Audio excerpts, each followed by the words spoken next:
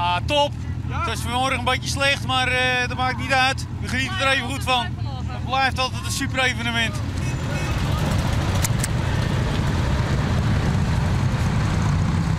Dank u. Prettige dag.